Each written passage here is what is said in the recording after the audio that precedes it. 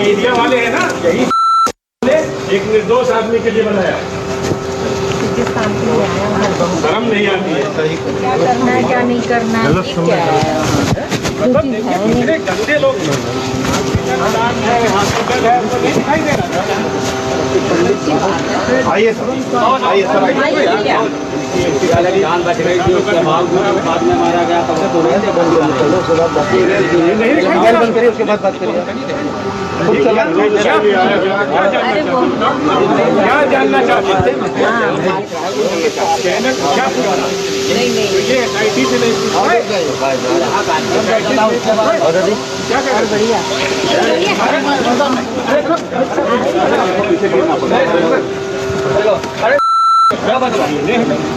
चौकी पर चले जाइए, हम नहीं अभी याद आ गया गाँव में मिले थे। पत्रकारों से बदतमीजी करते हुए मारने दौड़े मंत्री। जब से ये वीडियो कल से वायरल है, उसके बाद खबर ये आ रही है कि केंद्रीय बीजेपी आला कमान मंत्री अजय मिश्रा टेनी से काफी नाराज भी है। आज संसद में हंगामा भी हुआ है। ऐसे में अब सरकार क्या करेगी? राष्ट्र की बात में हमारा सवाल भी यही है। टेनी पर संसद जाम, अब क्या करेगी सरकार? और दूसरा, पत्रकार से बदतमीजी कर फंस गए मंत्री जी। राष्ट्र की बात में जल्दी से परिचय करा दूं। बीजेपी की तरफ से आज मेरे साथ हीरो वाजपेयी हैं, कांग्रेस की तरफ से गुरदीप सप्पल, समाजवादी पार्टी से डॉक्टर आशुतोष वर्मा आपकी टीवी स्क्रीन पर आ गए हैं, विक्रम सिंह मेरे साथ हैं, पूर्व डीजीपी हैं उत्तर प्रदेश के, और इश्करण भंडारी हैं, सुप्रीम कोर्ट के वकील हैं और पॉलिटिकल एनालिस्ट हैं। आप सभी का स्वागत। हीरो वाजपेयी, आपसे शुरू कर रहा हूं। क्या मंत्री अजय मिश्रा टेनी आपके यानी बीजेपी सरकार इनके गले की हड्डी बन गए हैं क्या?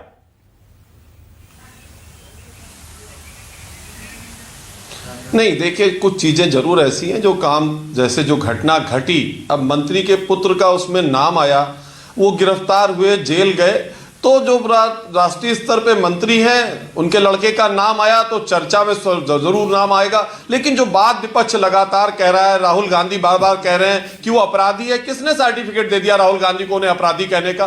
किसने बता दिया? कहां दोषी है मंत्री? और किसी आईपीसी की कौन सी धारा में लिखा है कि किसी के पुत्र के द्वारा कोई अपराध हुआ, जो अभी पक्का भी नहीं हो सका कि उसने अपराध किया कि नहीं किया, उसके आधार पर उसके पिता को सजा दे देना, ये कहां की बात है? हाँ, विपक्ष तमाम मुद्दों से भागना चाहता है तो मंत्री जी के बात कह सकता है। हाँ, जो आचरण की बात आपने कही है, मानव स्वभाव रहना चाहिए, लेकिन आपके कंधों पर जब इतनी बड़ी जिम्मेदारी हो तो आचरण और व्यवहार की मर्यादा को रहना चाहिए। इस बात को मैं भी मानता हूं कि जो हुआ वो नहीं होना चाहिए, लेकिन उनको लगता है कि उनका पुत्र निर्दोष है और वो जेल में है, और जो सवाल है वो उन्हें हुस्का गए। लेकिन उसके बाद भी भाजपा आला कमान ने उनको बुलाया है। लोगों को अपनी मर्यादा में रहना चाहिए और जितनी ऊंचाई पर हो उतना ही उसको सहनशील होना चाहिए।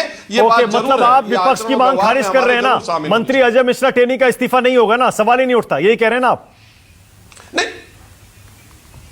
नहीं, देखिए, पुत्र के किए की सजा पिता को देने का मुझे लगता है भारतीय संविधान, भारतीय दंड संहिता में कहीं कोई प्रोविजन नहीं है।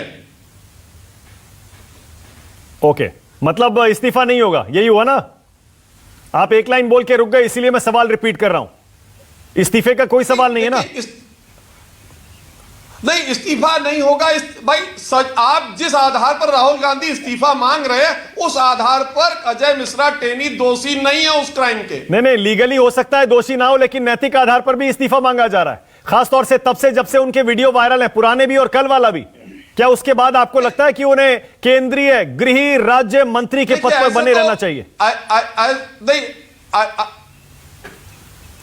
राहुल गांधी अपनी पार्टी के अध्यक्ष रहे और एक क्रिमिनल मुकदमे में जमानत पे हैं। उनकी माताजी अध्यक्ष हैं, क्रिमिनल मुकदमे में जमानत पे हैं। तो क्या इस आधार पर लोग संसद की सदस्यता से इस्तीफा दे देंगे कि कोई मुकदमा उन पे पेंडिंग है और उसमें वो जमानत पे है तो उन्हें संसद की सदस्यता से इस्तीफा दे देना चाहिए?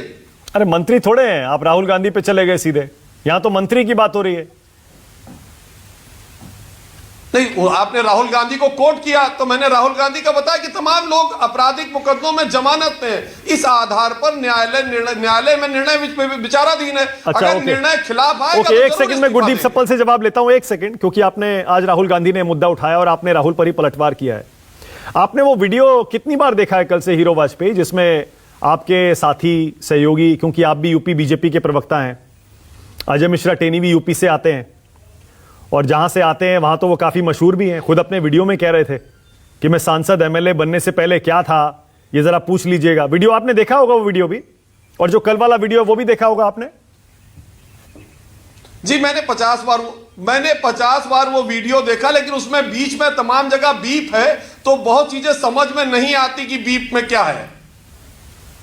अरे कैसी बात कर रहे हैं आप हीरो वाजपेयी। व्हाट्सएप पे आ गया होगा आपके 10 जगह से घूम के वो वीडियो, उसमें बीप नहीं होगा। वो कम से कम वहां पर जो मौजूद थे 10, 12, 15 पत्रकार और कैमरामैन सबने शूट किया अपने अपने मोबाइल से और कैमरे से।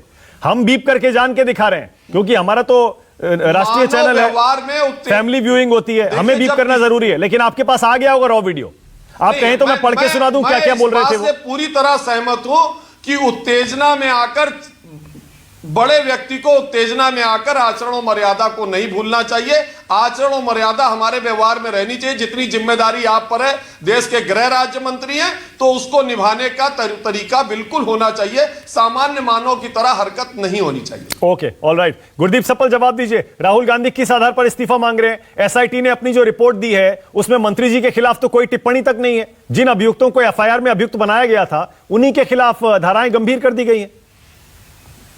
मानव जी, मैं मुस्कुरा इसलिए रहा था कि बेशर्मी का इससे ज्यादा बड़ा उदाहरण नहीं हो सकता जो आज हम देख रहे हैं वाजपेयी जी की बातों में।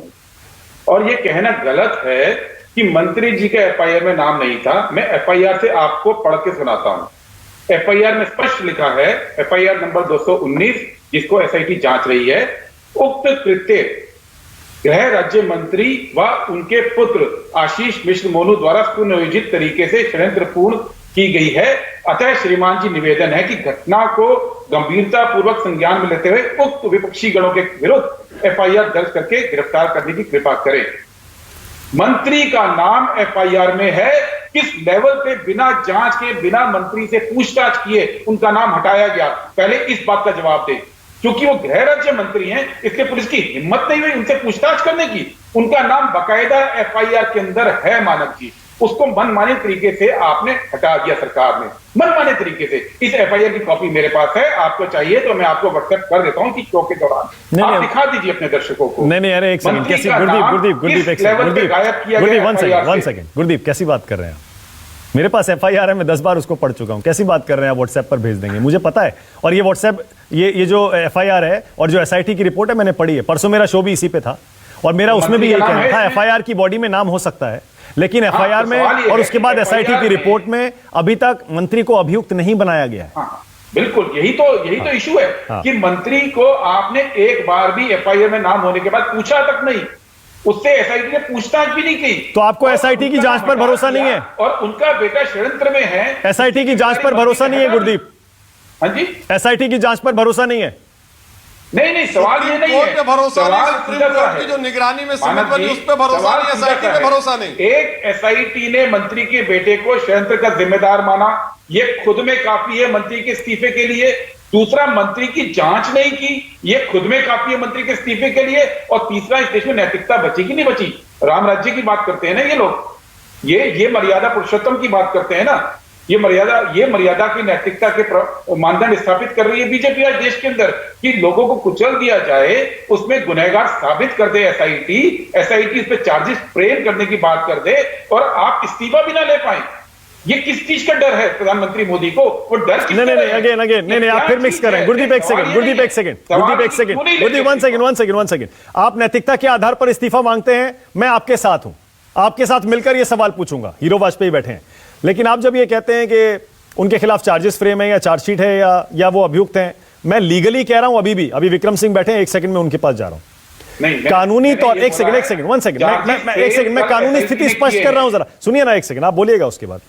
कानूनी तौर पर ना एफआईआर में वो अभियुक्त हैं जिन्हें बनाया गया 13 लोगों को, ना एसआईटी की रिपोर्ट में वो अभियुक्त हैं।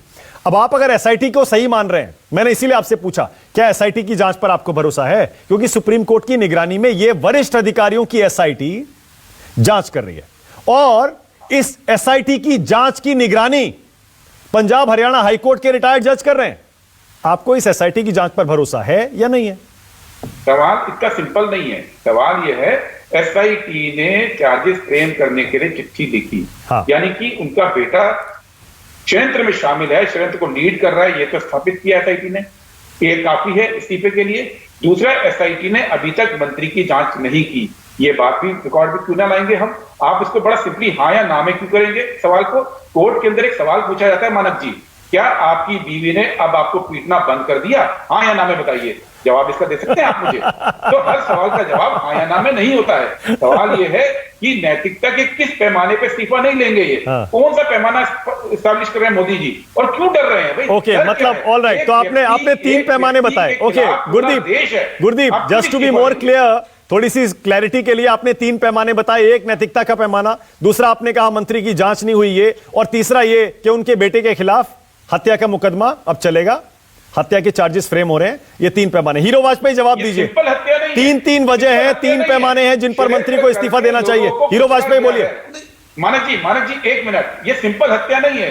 अगर कोई और केस होता, तीनों पैमाने इन्होंने खुद ही झुका दिए। बोलते हैं अगर ये कानूनी ओके, हीरो वाजपेयी, ऑलराइट, तो इन्हें कानून के तौर पे एसआईटी माननी चाहिए, जिसकी हाई कोर्ट के पंजाब के जज निगरानी कर रहे हैं, सुप्रीम कोर्ट की निगरानी में चल रही है, उस पर विश्वास कर लें। अगर ये कहते हैं कि साहब ये नैतिकता है तो लीगल बात छोड़ दें, और अगर ये कहते हैं कि बीवी पीटती है और हाँ और ना में बता दे, तो साहब इसमें है भी नहीं कोई हाँ और ना में बताने वाला। तीनों बातें इनकी एक दूसरे से विरोधाभासी हैं। Hero Vajpayee 1 second, hero Vajpayee 1 second, छोटे छोटे सवाल है मेरे। एक, आपको पता है ना जिस गाड़ी में, गुरदीप 1 सेकंड, हीरो वाजपेयी, आपको पता है ना जिस गाड़ी में वो कारतूस के खोखे मिले थे, गोलियों के खोखे, वो गाड़ी मंत्री जी की है, हाँ या ना? आपको इतना तो पता होगा, मंत्री की गाड़ी है। देखिए मामला कोर्ट में विचाराधीन है, तमाम तथ्य और सबूत एसआईटी जुटा रही है, इसलिए मैं तथ्य और सबूतों के पर कोई टिप्पणी करना नहीं चाहता। तमाम चीजें जो मामला सब जुडिस है उसमें आएंगी। अरे आपके मंत्री ने कहा था, मैं फिर से उस पे आ रहा हूं, देखिए आपके मंत्री ने कहा था ना कि मेरा बेटा वहां पर था ही नहीं। सुनिए तो सही, मेरी बात तो सुनिए। क्या साबित हुआ और क्या नहीं? नहीं, सुन तो लीजिए, मेरी भी बात सुन लीजिए। किसकी गाड़ी में नहीं? हीरो वाजपेयी 1 सेकंड सुन भी लीजिए। अच्छा, आप कह रहे हैं, सुनिए ना, सुनिए 1 सेकंड। मुझे लगता है कि इस पर टिप्पणी कर कोई फायदा। अच्छा ओके, अब अच्छा ठीक है, आप सबूतों पर, उस केस के डिटेल्स पर आप टिप्पणी नहीं करेंगे, ठीक है, मान लिया, विचाराधीन है, जांच चल रही है, लेकिन इस पर तो कर सकते हैं। मंत्री ने कहा था कि मेरा बेटा वहां पर था ही नहीं, अगर यह साबित हो गया तो मैं इस्तीफा दे दूंगा। अब तो वो गलत साबित हो गए, अब तो एसआईटी ने मान लिया साजिश थी, बेटा वहां था। नहीं, देखिए एसआईटी अभी चार्जशीट लगाएगी, और चार्जशीट लगाने के बाद चार्जेस फ्रेम हो जाएंगे। चार्जेस फ्रेम होने के बाद उस पर बहस होगी, फिर जो कोर्ट का निर्णय आएगा उसमें अगर वो अपराधी सिद्ध होगा तो मंत्री जी की बातें आगे आएंगी। हाँ। अभी अपराधी सिद्ध नहीं हुआ, केवल चार्जशीट लग जाए या चार्ज फ्रेम हो जाए, इसके आधार पर तो मुझे लगता है सुप्रीम कोर्ट के अधिवक्ता बैठे हैं, वो बता सकते हैं कि कोई अपराधी हो सकता है कि नहीं हो सकता। ओके गुरदीप बोलिए, गुरदीप कुछ कह रहे हैं। हाँ बोलिए। सिर्फ एक सवाल है मेरा वाजपेयी जी से। प्रधानमंत्री इस देश के हेड हैं, सारी इंटेलिजेंस उनके पास है, क्या आज तक वो ये पता नहीं कर पाए कि उनके मंत्री इसमें इन्वॉल्व है, उनके बेटे ने षड्यंत्र किया है? वो क्या देश की सुरक्षा कर रहे हैं? होम मंत्री, गृह मंत्री क्या सुरक्षा कर रहे हैं अमित शाह जी देश की? अगर अपने कैबिनेट में बैठे व्यक्ति की जांच अभी तक वो रिपोर्ट नहीं ले पाए हैं, वो एसआईटी के नाम पे भरोसा कर रहे हैं, एसआईटी की रिपोर्ट आएगी तब हम कहेंगे हमारा मंत्री ने कुछ गुनाह किया कि नहीं किया। ऐसे देश चला रहे हैं वो? ये गृह मंत्रालय ऐसे चलता है? प्रधानमंत्री का कार्यालय ऐसे चलता है? ये बताइए। एसआईटी पे भी हम आश्रित नहीं है। कोर्ट देखिए, सर्वोच्च न्यायालय मॉनिटरिंग कर रहा है, दोषी पाए जाएंगे अदालत के द्वारा तो दोषी हैं। जब तक न्यायालय में विचाराधीन मामला है, उनकी इंटेलिजेंस को क्यों नहीं यूज कर रहे हैं? या तो पीएम शामिल है इसके अंदर, करा सकते। Okay all right, okay 1 second, PM शामिल है। ओके 1 सेकंड, ओके 1 सेकंड रुक जाइए। विक्रम सिंह जी, ओके विक्रम सिंह जी, थोड़ा कानूनी तौर पर स्थिति थोड़ा स्पष्ट कर दीजिए। क्या वाकई जो केस के हालात हैं, एसआईटी की रिपोर्ट है, उसके बाद कानूनी तौर पर मंत्री की क्या स्थिति है? क्योंकि हीरो वाजपेयी कह रहे हैं बेटे ने कुछ किया है तो उसके लिए पिता को थोड़े सजा देंगे। और दूसरा, क्या नैतिकता का पैमाना यहां पर आता है क्या पिक्चर में? मानक जी, मैं केवल कानून की बात करूंगा और औचित्य की राजनीति मेरा विषय नहीं है। हो सकता है कि मेरी बातें कुछ कटु लगे, अप्रिय लगे, लेकिन मेरा काम कुछ लोकप्रियता लूटना नहीं है। एफआईआर जब आती है, शरण भंडारी जी बैठे हैं, धारा 154 सीआरपीसी स्पष्ट कहता है, if the application discloses the commission of a cognizable offence, the station house officer shall register a case. इसमें विल नहीं है, थाना अध्यक्ष के पास विकल्प नहीं है। उनको जितने भी नामित और अभियुक्त 2 प्रकार के होते हैं आरोपी, एक नामित जो कि इसमें मंत्री जी और उनके सुपुत्र हैं, वो नामित अभियुक्त थे, उनके विरुद्ध एफआईआर होनी चाहिए थी, क्यों नहीं हुई ये मैं जानना चाहूं। मेरा परामर्श एसआईटी को होगा, कि नामित अभियुक्त में यह भी जरूरी नहीं कि हर नामित अभियुक्त के खिलाफ चार्जशीट लगाएं, सबूत और की बुनियाद के ऊपर चार्जशीट लगती है, लेकिन अब बिना पूछताछ करके दोषमुक्त करना भी प्रश्न चिन्ह लगाता है। इसलिए ये अभी हालांकि चार्जशीट नहीं लगी है, लेकिन मेरा परामर्श होगा एसआईसीटी को कि नामित अभियुक्त, जब मैं कह रहा हूं नामित अभियुक्त आरोपी, तो उसमें मैं मंत्री जी की तरफ कह रहा हूं, उनसे बिना पूछताछ किए दोषमुक्त करना औचित्यपूर्ण नहीं है। अब मैं बात आता हूं 3, माननीय मंत्री जी भारत सरकार के राज्य गृह मंत्री हैं और प्रमुख आरोपी के बचाव से उनको परहेज करना चाहिए, भले ही आरोपी उनका पुत्र ही क्यों ना हो। नंबर 2, जिला प्रशासन की आलोचना करना कि उनकी व्यवस्था ठीक ठाक नहीं थी जिसके कारण दुर्घटना हुई, वो भी एक बचाव का पक्ष था। इससे माननीय मंत्री जी को अलग रहना चाहिए था।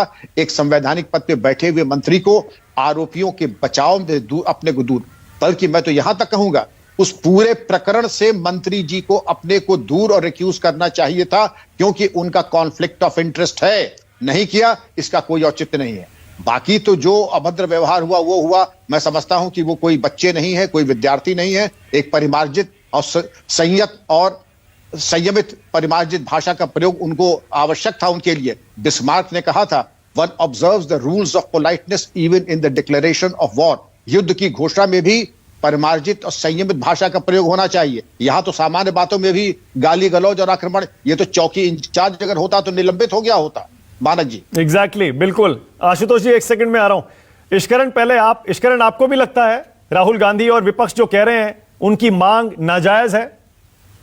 मानक, एक हमारे लॉ में प्रिंसिपल होता है, seizures wife must be above suspicion. जब सीजर गवर्न करता है तो उसकी बीवी शक के दायरे से बाहर होनी चाहिए है। और ये बात किसी भी मंत्री के लिए और किसी भी संवैधानिक पद पे या जिम्मेवार पद पे बैठे व्यक्ति के लिए है। एक पिता की भावना हो सकती है, राइट ऑफ इनोसेंस है, आपका ये हक है कि आप समझें कि आपका परिवार मेंबर इनोसेंट है जब तक कोर्ट फैसला नहीं देती। पर अगर आपको पिता की जिम्मेवारी निभानी है तो आप मंत्री पद पे बैठ के वो जिम्मेवारी नहीं निभा सकते। आप उसका डिफेंस लीड कीजिए। अगर आप स्टेप डाउन कर चुके हो, आप कहिए आपका बेटा इनोसेंट है, आप उसको बेस्ट लीगल एड दीजिए, काउंसिल दीजिए, जो सारा संवैधानिक प्रोसीजर है, पर आप मंत्री बैठ के वो नहीं कर सकते। और तीसरी बात यहाँ पे बहुत इंपॉर्टेंट ये है कि पहली बात जो अच्छी थी यूपी सरकार की कि नामजद एक एफआईआर लिखी गई। कई बारी तो एसएचओ, डीजीपी साहब सही कह रहे थे, एसएचओ शैल डू, बट ये शैल बहुत बारी इंप्लीमेंट नहीं होता थाने के अंदर, इसी के लिए लोग कोर्ट जाते हैं एफआईआर करवाने के लिए। तो ये बात तो शुरुआती अच्छी थी कि कम से कम एफआईआर दर्ज तो हुई। पर उसके बाद सुप्रीम कोर्ट ने एसआईटी को रिकॉन्स्टिट्यूट किया और उसके बाद उसका हेड भी उन्होंने रिटायर्ड जज को बनाया। तो एसआईटी के ऊपर कोई पाबंदी नहीं है वो किसको समन करे या ना समन करे। एसआईटी के पास पूरी शक्ति है, वो समन कर सकता है। उस पे यूपी सरकार का भी उस तरह कंट्रोल नहीं है कि वो रोक सकता है। तो ये बात मंत्री को समन क्यों नहीं किया गया, इस बात का तो एसआईटी को जवाब तो नहीं देगी, पर एसआईटी को सोचना पड़ेगा। पर नैतिकता के आधार पे इस समय मंत्री रखना देश की राजनीति के लिए अच्छा नहीं है। मेरा मत तो यही है कि ऐसे केस के अंदर आपको स्टेप डाउन करना चाहिए। जब इन्वेस्टिगेशन कंप्लीट हो जाए, चार्जेस फ्रेम हो जाए, उसके बाद अगर आपके अगेंस्ट कुछ नहीं निकलता तो आप 6 महीने बाद वापस आ जाएंगे। ये नैतिकता के आधार पे होना चाहिए। Okay, alright. इसका मतलब इश्करण बड़ा क्लियर है, क्योंकि आप तो पॉलिटिकल एनालिस्ट भी हैं, आप तो राजनीति को, हमारे समाज को भी बड़ी अच्छी तरह समझते हैं। इसका मतलब आम आदमी, जैसे वो कहते हैं ना, कानून में एक प्रिंसिपल होता है, इनोसेंट अंटिल प्रूवन गिल्टी। मंत्री पद पर कोई बैठा है उस पर यह लागू नहीं होता। आप यही कह रहे हैं ना? मंत्री जी खासतौर से जब उनके बेटे पर इतने गंभीर अपराध के आरोप हैं, उनके लिए अलग पैमाना है। मानक जी, इनोसेंट तो जो बेटा जेल में है वो भी अंटिल प्रूवन गिल्टी है। मंत्री जी की तो बात छोड़िए जिनको अक्यूज नहीं बनाया गया, पर जब नैतिकता की बात हो रही है, कई बारी लॉ और मोरालिटी सेम होता है, कई बारी मोरालिटी लॉ से वाइडर हो जाती है। तो अगर मोरालिटी के प्रिंसिपल्स पे बात कर रहे हैं तो बेस्ट मोरालिटी यही है, जैसे मैंने कहा, seizures wife must be above suspicion. ये हमारे सुप्रीम कोर्ट की बहुत जजमेंट्स में भी है। तो मोरालिटी के पैमाने पे कह रहा हूं, लॉ के पैमाने पे आप बात करेंगे तो उनका बेटा भी आज गिल्टी नहीं है, वो भी अंडर सस्पिशन ही है। नहीं, लेकिन उस पर एफआईआर तो है गंभीर अपराधों में, और एसआईटी की रिपोर्ट है कि हमारी अभी तक की जांच में पता लगा है कि वो साजिश थी। लेकिन मंत्री के खिलाफ कानूनी तौर पर अभी तक कोई आरोप जांच में नहीं साबित हुआ है। अभी तक कोई आरोप जांच पे साबित नहीं हुआ। ये लीगली बिल्कुल करेक्ट पोजीशन है जो आप कह रहे हैं, क्योंकि अभी एसआईटी ने कुछ उनके अगेंस्ट नहीं कहा है। आपने बड़ा क्लियरली कहा कि मंत्री को इस्तीफा दे देना चाहिए जब तक जांच पूरी ना हो जाए, या उनका बेटा दोषी या फिर निर्दोष साबित ना हो जाए, या वो भी जब तक जांच से निकल कर नहीं आ जाते। आपको लगता है इस्तीफा होगा ईश्वरण?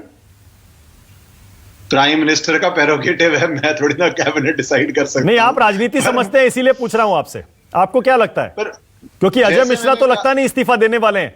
उनका तो हमने बर्ताव देख लिया, पत्रकारों से सवाल भी पूछा तो कैसे गुंडागर्दी करने पर उतर आए थे।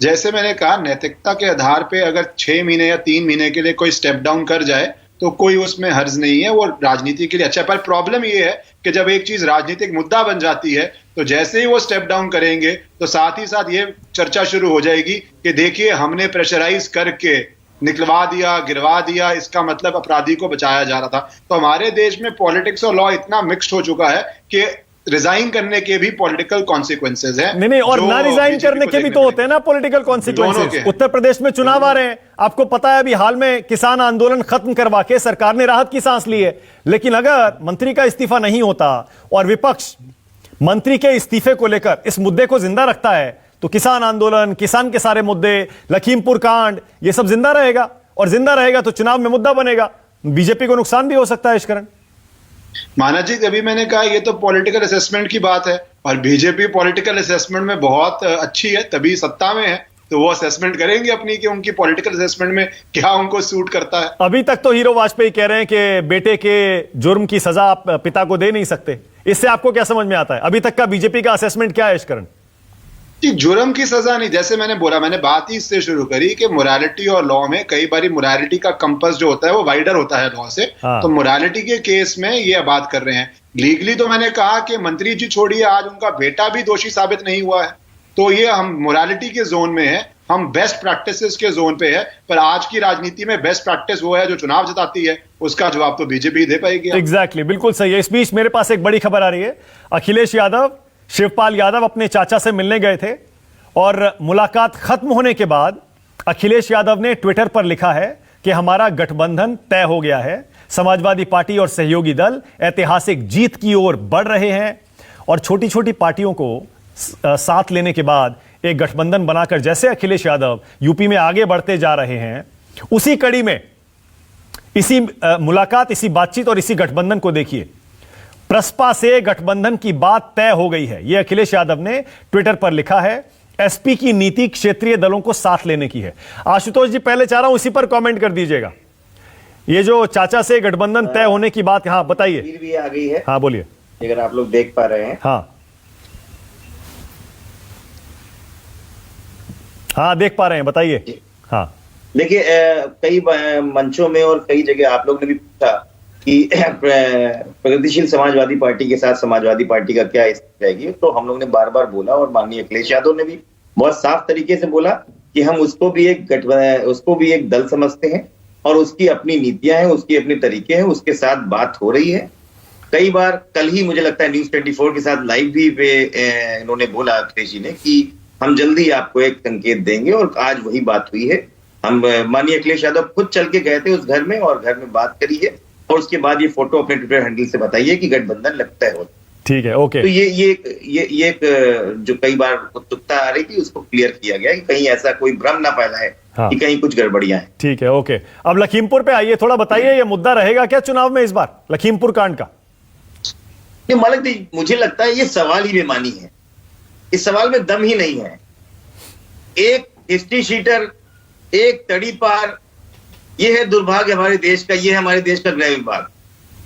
हम लोग डिस्कशन क्या बात कर रहे हैं कि किसी बेटे के ऊपर, किसी मंत्री के बेटे के ऊपर दफा 302, 307, 147, 148, 149 दंगा बलवा हत्या की प्रवास, क्या उसका पिता इस देश का गृह मंत्री रहेगा? आप सोचिए, ये पॉलिटिकल डिस्कोर्स हो रहा है। और भारतीय जनता पार्टी के प्रवक्ता के साथ परेशानी वो है, वो ये भी नहीं कह सकते कि इस्तीफा दे दो, और ये भी नहीं कह सकता इस्तीफा नहीं दोगे। कल तो रात को 8 बजे एकदम से मोदी जी आगे कह रहे हैं इस्तीफा ले लो। अब इनके तो प्रॉब्लम आ जाएगी कि इन्होंने बोला कुछ और था मानक जी से, और यहाँ पे कुछ और हो गया है। तो स्थिति नाजुक है, और मैं बिल्कुल विक्रम सिंह जी की बात पे और ईश्वरण जी की बात से बिल्कुल सहमत हूं कि ये पॉलिटिकल डिस्कोर्स इस देश में होना ही नहीं चाहिए कि अगर वो निर्दोष है कि नहीं है, ये बात न सिद्ध है न भी कुछ है। ये जो आज एसआईटी की कल रिपोर्ट आई है, वो भी कोई चार्जशीट नहीं है, वो ना प्रिलिमिनरी रिपोर्ट है, वो कुछ नहीं है। उसमें उन्होंने बस खाली धाराओं को बदलने के लिए एक रिपोर्ट दी है, और हो सकता है कि अगले कुछ दिनों में वो मंत्री जी से पूछताछ करे, उनपे भी 120 भी लगाया जाए, फिर उनको भी लिया जाए। तो ये बहुत शुरुआती दौर है, लेकिन क्या इस देश का गृह राज्य मंत्री रहते हुए ये चीजें किसी भी आदमी के लिए सही होंगी? ना आपके लिए, ना मेरे लिए, या किसी भी पत्रकार के लिए, या किसी भी स्पेशल इन्वेस्टिगेशन टीम के लिए। लेकिन इसका जो दूसरा दृष्टिकोण है, माना जी जो आपने अब किसान आंदोलन की बात करी, तो मैं उस पर लेके आता हूं। किसान आंदोलन पे 1 साल बाद इस देश का इतना बड़ा आंदोलन, जिसपे केंद्र सरकार और किसानों की बात की थी, कुछ मुद्दों पे सहमति हुई थी, क्या आपको लगता है किसानों की हत्याओं में शामिल हुआ परिवार अगर इस देश के गृह राज्य मंत्री रहेंगे तो क्या वो बातें बेमानी नहीं हो जाती हैं? बताइए हीरो वाजपेयी, बोलिए। हो जाता है हीरो वाजपेयी, बस सवाल यही आप किसानों के बीच जाकर क्या कहेंगे जब चुनाव के लिए प्रचार करने जाएंगे? क्या कहेंगे आप? ऐसे शख्स को आपने मंत्री बना रखा है जिसका बेटा जाहिर है। आज तो देखिए सपा प्रवक्ता ने अपनी बात में ही इसका जवाब दिया। उन्होंने कहा कि ये सब बातें बेमानी है, प्राइमरी स्टेज में कौन दोषी है कौन निर्दोष है, तो इसलिए ये कहना कि हत्या करी है और किसानों की, इसलिए किसानों के बीच में नहीं जा सकते। मामला न्यायालय में विचाराधीन है, गलत कॉन्टेक्स्ट में काट के मत दिखाइए। निर्णय करेगा। भारतीय जनता पार्टी का ये मानना है कि हम अपने विचार को लेकर लोगों के बीच में जाएंगे, अपनी बात कहेंगे।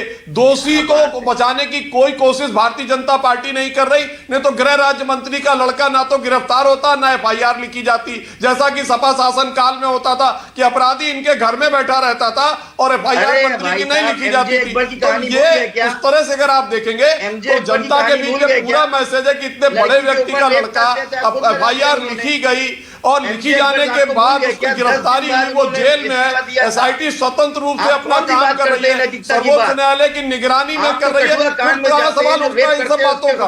ये सब बातें तो बेमानी है जब निगरानी हो रही है और जो जिस पर FIR लिखी गई वो जेल में है। ओके, गुरदीप सप्पल कुछ कहना चाह रहे हैं। ऑलराइट, ओके गुरदीप बोलिए। लगता है वाजपेयी जी इस बात को समझ नहीं पा रहे हैं कि घटना हुई क्या है। मानव जी, घटना हुई है किसानों के ऊपर जो चुपचाप चलते हुए जा रहे थे, आके गाड़ी चढ़ा के उनको मार देना। अंतरराष्ट्रीय लेवल पे ऐसी घटनाएं जितनी भी हुई हैं, वो कनाडा में हुई है, टोक्यो में हुई है, लंदन में हुई है, बहुत सारी जगह ऐसी घटनाएं हुई हैं। सब जगह उसको आतंकवादी घटनाएं बोला गया वाजपेयी जी। ये आम मर्डर नहीं है, ये टेरर एक्ट है। इस बात को समझिए कि ये टेरर एक्ट है, आप इसको डिफेंड नहीं कर सकते हैं। और ये सीधी सी बात है कि एक एक्ट ऑफ टेरर जिस व्यक्ति ने किया है, उसके पिता देश के गृह राज्य मंत्री हैं, जिनका खुद का नाम FIR के अंदर है। जो मॉरलिटी का कोई भी आप मानदंड दीजिए, नैतिकता का। ओके, लेकिन गुरदीप, संसदीय कार्य मंत्री आज कह रहे थे हम तो महंगाई पर बहस चाह रहे थे। क्या आप महंगाई पर बहस नहीं चाह रहे? क्या संसद नहीं चलने दे रहे आप मंत्री जी पर? गांधी ने कहा था जब बड़ा पेड़ गिरता है धरती दरक जाती है। हजारों मासूम बच्चों की हत्या करवा दी थी कांग्रेस ने। ऐसा है कि वो मॉरलिटी कहां चली गई जिस समय राजीव गांधी की? मानव जी, महंगाई पे बहस करना और अगर आतंकवादी तरीके से लोगों को मारा गया है, ये दोनों डिमांड एक दूसरे के खिलाफ कैसे खड़ा कर सकता है कोई? ये दोनों मुद्दे हैं जनता के। आप ये कह रहे हैं कि जनता का एक मुद्दा उठाइए, दूसरा मत उठाइए। ये कौन सी राजनीति की परिभाषा तय की जा रही है इस देश के अंदर? राजीव गांधी के एक बयान ने हजारों निर्दोष सिखों की हत्या करा दी थी। वाजपेयी जी इस पे मेरे से बात करेंगे? मेरे से अब जवाब सुनेंगे आप? अगर वो घटना हुई थी उस पर देश के प्रधानमंत्री ने संसद में और कांग्रेस अध्यक्षा ने समंदर साहब में माफी मांगी। जिस दिन आपके मोदी जी माफी मांगेंगे गुजरात के दंगों में, उस दिन बात करूंगा। जिस दिन मोदी जी मुस्लिम समाज से माफी मांगेंगे ना, उस दिन मैं दंगों पे आपसे बात करूंगा। दंगों पे बात मत कीजिए मुझसे, आप बात कीजिए जो आपके मंत्री ने, उनके बेटे ने जो घटना की है और लोगों को मारा है। आप इसलिए मेरे से ये इस तरह की बहस ये निकल गया। आपने 8 साल राज कर दिया ये फालतू की बहस करके। सवाल ये है कि अब 8वां साल है, आप जिम्मेदारी लेंगे कि आपके मंत्री और उनके बेटे ने षड्यंत्र रचा और देश के किसानों को मारा। इसकी जिम्मेदारी क्या प्रधानमंत्री को महसूस नहीं हो रही है? क्या प्रधानमंत्री आंखें बंद करके धृतराष्ट्र बन के बैठे हैं? क्या डर है प्रधानमंत्री जी को उसको निकालने में? ऐसा कौन सी चीज है अजय कुमार मिश्रा टेनी के पास जो प्रधानमंत्री इतना काम नहीं कर पा रहे? बोलिए हीरो वाजपेयी, बोलिए। चिल्ला रहा है और वो मंत्री पद से हटा नहीं रहे हैं। ऐसे कौन सी चीज उन्होंने होल्ड की हुई है? ये बताइए। कुछ नहीं। देखिए जनता के, अब सप्पल जी सुन भी लीजिए। जनता ने हमने टिकट दी, जनता ने 1 बार विधायक 2 बार सांसद चुना। इसमें कौन सा दोष है? जनता जनार्दन है, उसने चुना है, इसलिए वो सांसद हैं। सांसद हैं इसलिए मंत्री बने। उनका पुत्र अगर किसी अपराध में एफआईआर लिखी है, दोषी सिद्ध होगा, दोषी सिद्ध होगा। यदि मंत्री जी भी दोषी सिद्ध होंगे, इस्तीफा देंगे और क्षमा याचना करेंगे, गलती हुई। लेकिन जब तक कोई दोष सिद्ध नहीं है, पॉलिटिकल डिस्कोर्स चेंज मत करिए। संसद में महंगाई से बहस में आप बचना चाहते हैं, इसलिए तरह तरह की बातें कर रहे हैं। इस संसद में तमाम लोगों के ऊपर एफआईआर लिखी हुई है, लोग जमानत पे, उन पे हिनियस क्राइम है, और वो मेरे पास टाइम खत्म हो रहा है। विक्रम सिंह जी, एक क्लोजिंग कमेंट आपको दे रहा हूं मैं। विक्रम सिंह जी, एसआईटी, मैं समझता हूं सच्चाई में बहुत ताकत होती है। और सच्चाई यही है कि प्रथम सूचना आवेदन में मंत्री जी का नाम था। ये सही है कि एसआईटी ने उनको आरोपी नहीं बनाया है, लेकिन अगर किसी आरोपी को निकाला जाता है तो उसको भी कारण देते हुए स्पीकिंग और तर्क और साक्ष्य देने के बाद निकाला जाता है। मैं समझता हूं उस पर कार्रवाई हो गई होगी। लेकिन जो असंयत व्यवहार, जो जिला प्रशासन की आलोचना और जो अपने पुत्र के डिफेंस में एक संवैधानिक पद पे रहते हुए क्या था, इसका कोई औचित्य मानक जी नहीं था और इससे परहेज होना चाहिए था। और यही हरकत अगर किसी आईएएस या आईपीएस अधिकारी ने की होती तो अब तक वो अपने पद से च्युत हो गया होता, क्योंकि वो जो गवर्नमेंट सर्वेंट कॉन्डक्ट रूल्स है उसमें किसी प्रकार के इसमें माफी का खाना नहीं होता है। मानक जी बिल्कुल सही है। जरा सबको स्क्रीन पर रखिएगा, मेरे पास टाइम खत्म हो रहा है। लेकिन विक्रम सिंह जी बैठे हैं, इश्करण भंडारी बैठे हैं, हीरो वाजपेयी, ध्यान से सुनिएगा। विक्रम सिंह और इश्करण भंडारी बहुत ईमानदारी से अपनी बात करते हैं। अगर बीजेपी के सपोर्ट में तर्क होता है, सपोर्ट में भी बोलते हैं, लेकिन आज आपके मंत्री के खिलाफ बोल रहे हैं। समझ रहे हैं ना आप मामला कैसा गंभीर हो गया है इस समय आपके मंत्री अजय मिश्रा टेनी को लेकर। बस इतना ही। बहुत शुक्रिया आज राष्ट्र की बात में आने के लिए। Vikram Singh, Ishkaran Bhandari, Ashutosh Verma, thank you. गुरदीप और हीरो वाजपेयी, थैंक यू। छोटा सा ब्रेक ले रहा हूं, खबरें जारी है। राष्ट्र की बात presented by Nutrela vitamin D, हड्डियों, दांतों व शरीर की मजबूती और विकास के लिए immunity booster nutrition. Associate sponsor zinc super FTA 2-in-1 है, सुपर फन है। For India's number 1 perfume body spray. कबाड़ी वाली पर ये सनग्लासेस, इयररिंग, बैग, सैंडल्स, ये सब तो मेरे हैं। है नहीं थे, टूट गए तो तूने तो फेंक दिए और मैंने चिपका लिए। Oh no, oh yes. फेंको नहीं, जोड़ो फेविक्विक। जरूरत के टाइम पर अगर लोन ना मिले तो क्या फायदा? पैसाबाजार.com पर जाओ और पाओ इंस्टेंट लोन सीधे अपने अकाउंट में। पैसाबाजार.com। The Navy gives me the opportunity to serve my motherland. The Navy gives me the opportunity to safeguard my nation. The Navy gives me the opportunity to secure my country's waters. The Navy gives you more. Indian Navy, an ocean of opportunities. पसीने में भी आप मेहनत करना नहीं छोड़ोगे और ये आपको नहीं छोड़ेगा। रियल मैन डियो का जिद्दी परफ्यूम। हमारे देश की धरोहर योगा आज पूरी दुनिया अपना रही है। मैं खुद डेली योगा करता हूँ और मुझे यकीन मानिए इससे बहुत फायदा हुआ है। मैं चाहता हूँ कि हर दिल्ली वासी भी योगा का लाभ उठाए, हर दिल्ली वासी योगा को अपनाए, स्वस्थ रहे। इसके लिए दिल्ली सरकार शुरू कर रही है दिल्ली की योगशाला। पूरी दिल्ली में हर कॉलोनी, हर गली, हर मोहल्ले में जहाँ भी लोग योगा करना चाहेंगे, सीखना चाहेंगे, दिल्ली सरकार वहाँ पे मुफ्त अपने ट्रेंड योगा इंस्ट्रक्टर्स भेजेगी और आपकी कॉलोनी में भी चलेगी